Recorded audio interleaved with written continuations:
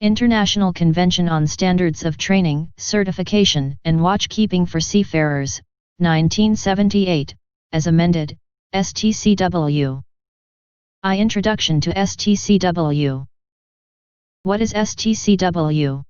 International Convention on Standards of Training, Certification, and Watchkeeping for Seafarers. Minimum standards relating to training, certification and watchkeeping for seafarers. STCw Convention, why? Previously, standards of training, certification, and watchkeeping of officers and ratings were established by individual governments, usually without reference to practices in other countries. As a result, standards and procedures varied widely, even though operating in the same waters and ports. STCw Convention, why? Sets the qualification standards for masters, officers, and watch personnel on seagoing merchant ships through prescribed basic requirements on training, certification and watchkeeping for seafarers which countries are obliged to meet or exceed. With occasional issues with ships being delayed in ports and disputes between nations regarding enforcement of standards, not to mention safety issues. As a result, 1978 STCw Convention was adopted. What is STCw 78 Convention? Was the first to establish the basic requirements on training, certification, and watchkeeping for seafarers on an international level. Adopted on July 7, 1978 and entered into force on April 28, 1984. What is STCw 78 Convention? One of the important feature of the convention is that it applies to ships of non-party states when visiting ports of states which are parties to the convention. One reason why the convention has received such wide acceptance. 2 STCw Convention Amendments.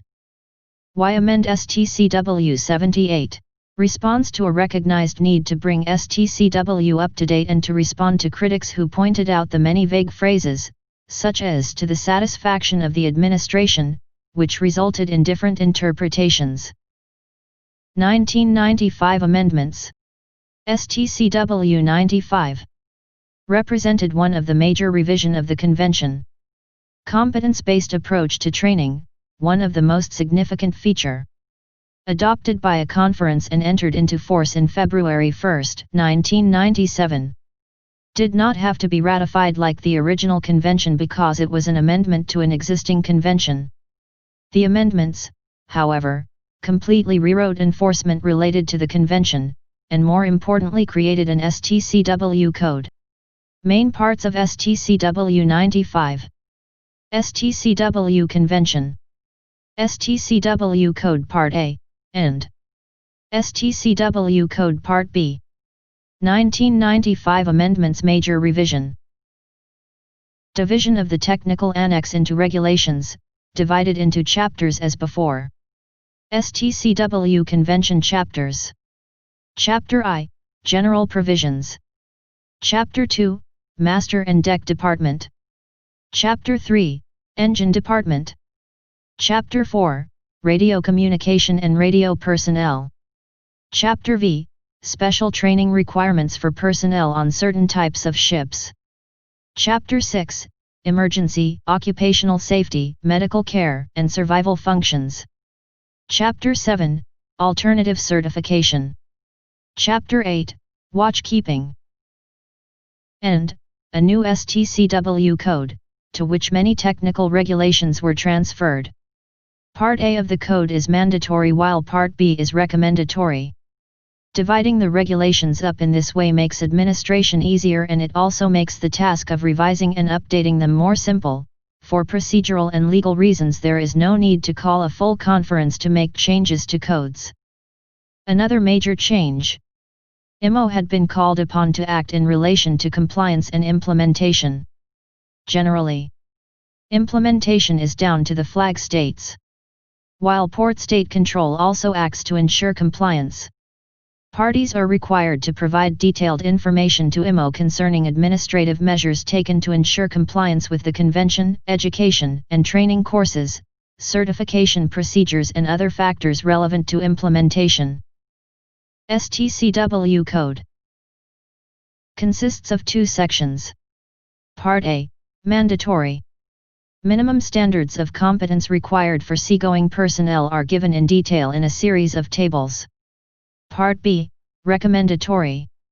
Recommended guidance which is intended to help parties implement the convention. Measures suggested are not mandatory and the examples given are only intended to illustrate how certain convention requirements may be complied with. Mainly to support the regulations provided in the STCw Convention. 3 new STCw Convention amendments. Manila Amendments. What's with the new amendments? Aimed at bringing the Convention and Code up to date with developments since its conception and initial adoption in 1978, and the subsequent amendments in 1995, and to enable parties to the Convention to address issues that are anticipated to emerge in the foreseeable future. Adopted on June 25, 2010 and entered into force on January 1, 2012. With existing seafarers who commenced approved education and training programs, maritime academies, or an approved training course after July 1, 2013 must meet the new minimum training standards, where applicable, by January 1, 2017. Formally called 2010 STCw Manila Amendments. Improved measures to prevent fraudulent practices associated with certificates of competency and strengthen the evaluation process, monitoring of parties' compliance with the Convention. Revised requirements on hours of work and rest, which included a relaxation of the rest hour minimums into 3 periods versus the current 2.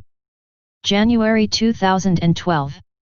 Rest hour on board has been increased from 70 hours to 77 hours per week for decent working of seafarer on board. The 10 hours of rest cannot be divided into more than 2 periods, one of which must be at least 6 hours. The interval between rest periods cannot be more than 14 hours.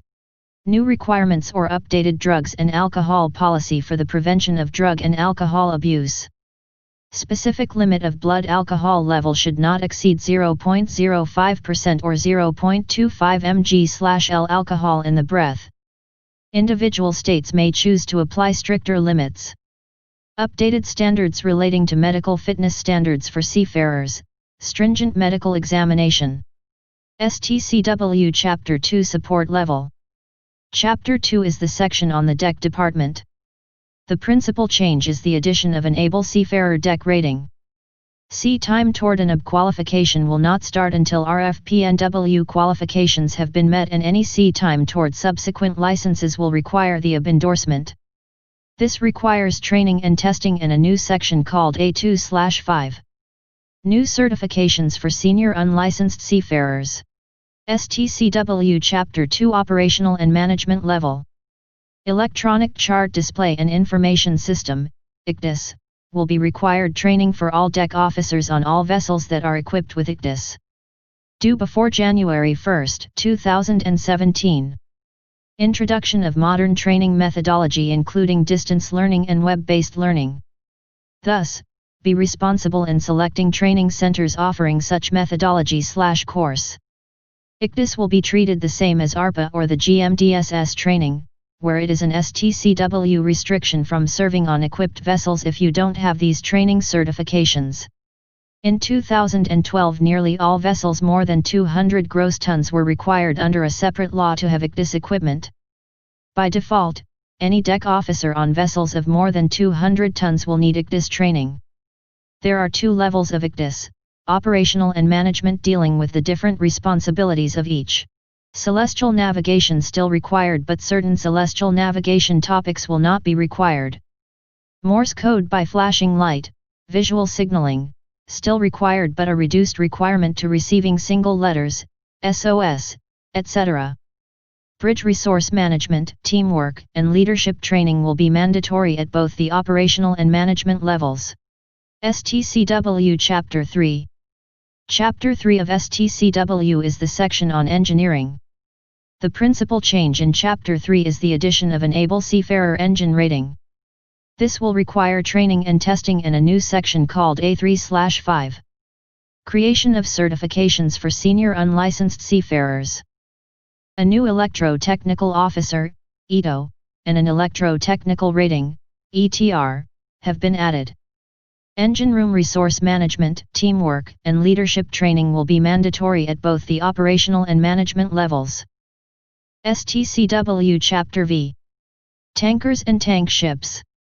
There are three categories of tankermen on tank ships: oil, chemical, liquid gas. In addition, each tankerman category have two levels: basic, currently called assistant; advanced, currently called person in charge, PIC. The major change is the division of the chemical from the oil, and each requiring its own sea service prerequisites on each type of vessel and specific training for each. Additionally, there will be a specially designated tanker firefighting course, although it is believed that most approved basic firefighting courses will cover this requirement. Passenger vessels. There is a consolidation of rules for passenger vessels. Offshore supply vessels, OSV, dynamic positioning, DP, vessels and operations on ice-covered waters. There is a new training guidance section on special licensing or training requirements for OSVs, dynamic positioning, DP, vessels and vessels operating in water that are covered in ice. STCw Chapter 6. Security Training, effective January 1, 2014. The amendments include 3 levels of security training. Level 1, Security Awareness, all crew members. Level 2, Person with designated security duties, all crew members. Level 3, Ship Security Officer ISP's Code. Anti-piracy training is added to each level as well. Marine environmental issues. The amendments includes the addition of marine environmental awareness issues in the personal safety and social responsibilities course conducted as part of basic safety training, as well as an operational level of marine environmental concerns at the STCw Code A2/1 and A3/1 levels of certification. The personal safety and social responsibilities, PSSR, coverage of the following subjects is added: communications, control of fatigue, teamwork. Marine environmental issues. New requirements for MARPOL compliance.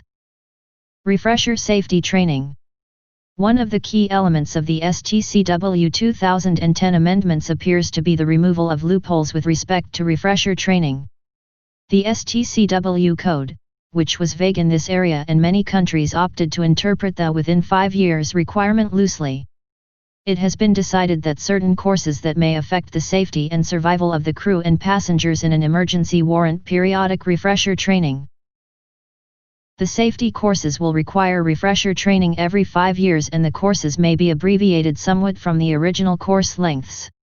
The training that will need to be refreshed by an approved method, in class or shipboard yet to be determined, are: proficiency in survival craft and rescue boats, advanced firefighting, basic training, fast rescue boat.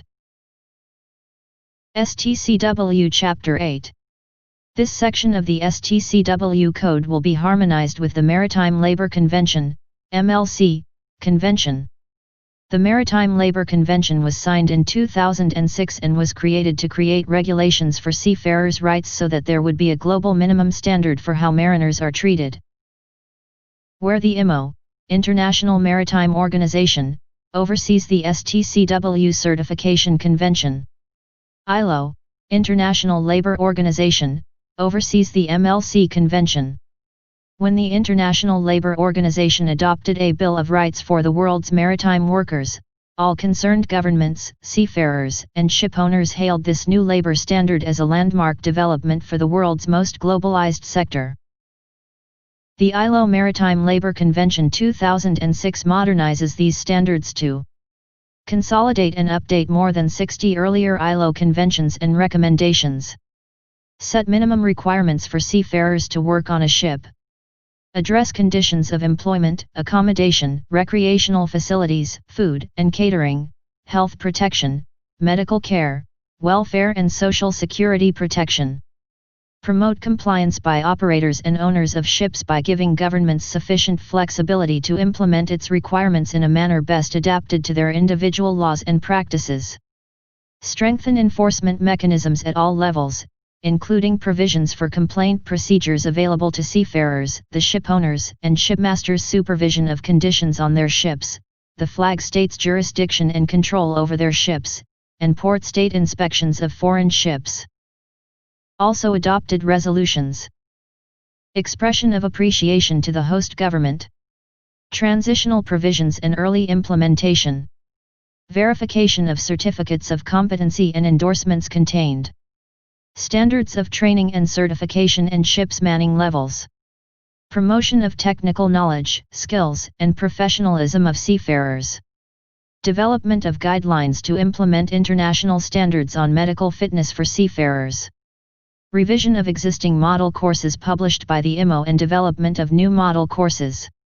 Promotion of technical cooperation.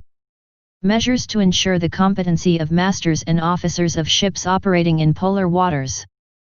Attracting new entrants to, and retaining seafarers in, the maritime profession. Accommodation for trainees. Promotion of the participation of women in the maritime industry. Future amendments and review of the STCw Convention and Code. Contribution of the International Labour Organization.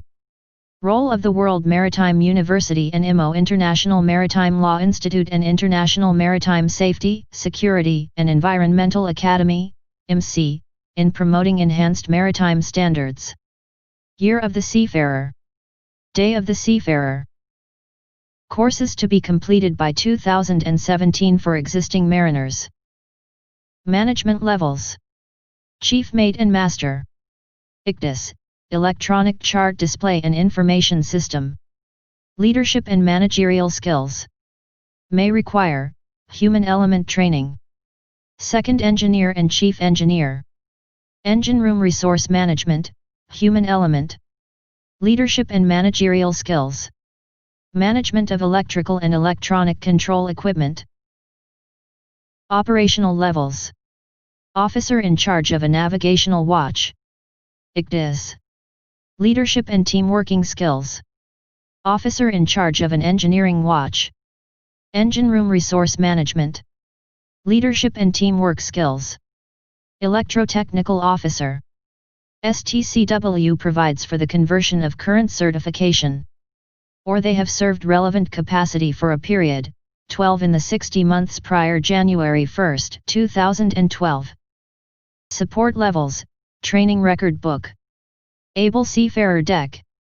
May require to upgrade their training. Cargo handling and stowage. Controlling the operation of the ship and care for persons on board. Maintenance and repair. Able seafarer engine. May require some training. Given flexibility. Support levels, training record book. Electrotechnical rating. Interchangeable competence between AB engine and ET rating. Possible to consider ETR aspects as a supplement to the AB engine training. Career development and enhance the flexibility of AB engine's role on board. Additional training requirements. GMDSS. OICNW operating GMDSS. Survival craft, rescue boats, COP every 5 years. Fast rescue boats COP every 5 years. Personnel required to launch and take charge of fast rescue boats in emergency situation. Advance firefighting COP every 5 years. Personnel designated to control firefighting operations. Basic training every 5 years. All seafarers. Medical care. Designated to provide first aid on board a level higher that of the basic training. Take charge of medical care on board.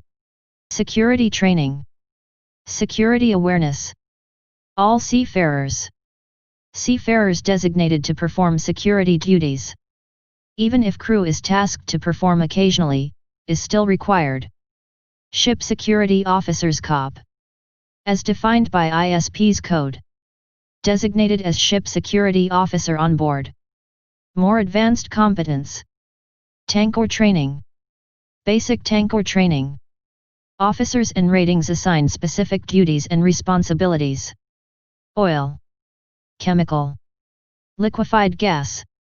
Advanced tanker training COP or endorsement. Master/Chief Engineers/Chief Mates/Second Engineer Officers and any person with immediate responsibility for all cargo-related operations on oil, chemical or liquefied gas tankers.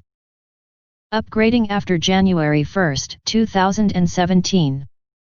Chief Mate and Master. Advanced Ship Handling. Advanced Stability. Advanced Meteorology. ARPA/ICDIS/GMDSS, if not completed at OICNW. Management of Medical Care. Leadership and Management Skills. Search and Rescue. Second and Chief Engineer. Engine Room Resource Management, if not completed at OICEU level. Leadership and Managerial Skills.